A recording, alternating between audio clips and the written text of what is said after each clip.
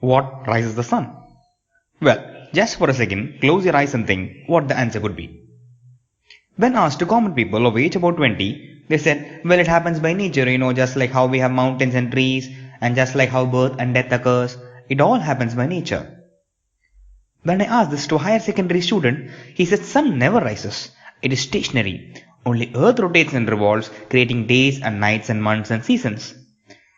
Okay. And finally, when asked to a graduate in physics, she said sun cannot be stationary as the universe itself is expanding every second. Which means it can only be relatively stationary, and even that is not possible. So too many answers for the same question, and remember, none of them is wrong and none of them is perfectly right as well. Based on our knowledge and understanding at that point of time in our lives, we get convinced for a particular answer.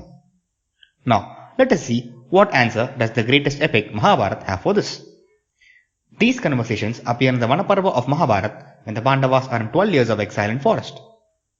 And this is a dialogue between Yudhishthira and Yaksha, where Yaksha asks 124 intellectual questions and Yudhishthira replies for all of them. This is the first question in it. The actual context in which it appears, story per se, is not explained here, only the question and answers are explained. The dialogue is in Sanskrit.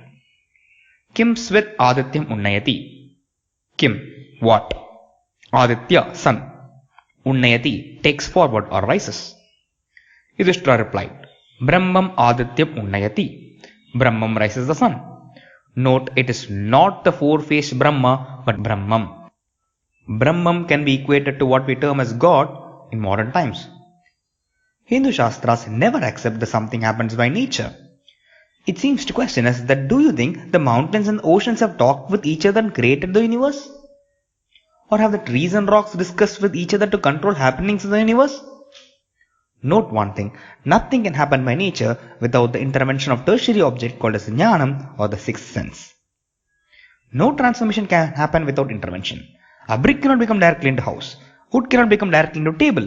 Sand cannot become directly into a pot. You need something called as Gnanam or knowledge of a person in between. You need knowledge of an engineer to turn brick into a house. You need knowledge of a carpenter to turn wood into a table. And you need knowledge of a potter to turn sand into a pot.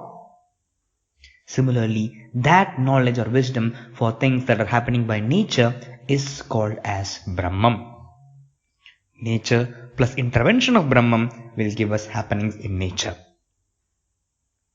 Upanishads will also help us understand the answer in a better way. Upanishads are called as Vedantas, that which contains the essence of the Vedas, and they form the deep and central roots of Hindu philosophies and concepts. There are 10 important Upanishads, and of the 10, there is a shloka from Taittiriya Upanishad in Anandavalli section which goes by Bishasmat vatah pavate bisho udeti suryaha Bishasmat agni chendrasya mrityur bhavati panchamo iti. Bisha, fear, asmat, brahmam, vatah pavate, air moves, udeti, rise, suryaha, sun. Meaning that sun rises because of the fear from Brahmam. The hidden meaning conveyed in Mahabharata is also that Brahmam denotes Vedas and Aditya denotes the Jivatma, and Vedas supposedly uplift the Jivatma. Jivatma can be considered as the souls or the spirit or the lifeline that exists in every living creature. With the help of Vedas, the Jivatma or the spirit can uplift itself towards Paramatma or the Eternal One.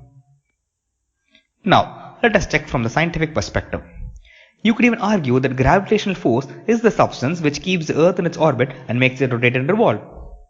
And that eventually came up from a Big Bang or explosion of a ball. But before that, though there may be some theories of singularity or black hole, it still remains to be a mystery.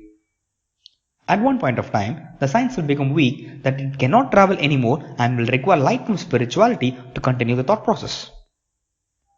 The Big Bang research team leader George Smoot himself quoted, "The momentous findings confirm beliefs that the universe is the work of a majestic guiding hand providing a common ground for the two old antagonists. If you are religious, it is like looking at God. The antagonist science and spirituality, and God is what spirituality calls as Brahman." Note, Brahman is something the Vedas have tried to explain but still not fully done. Brahman is incomprehensible. It is beyond the time, space and matter and which all the rishis and learned people are still trying to comprehend.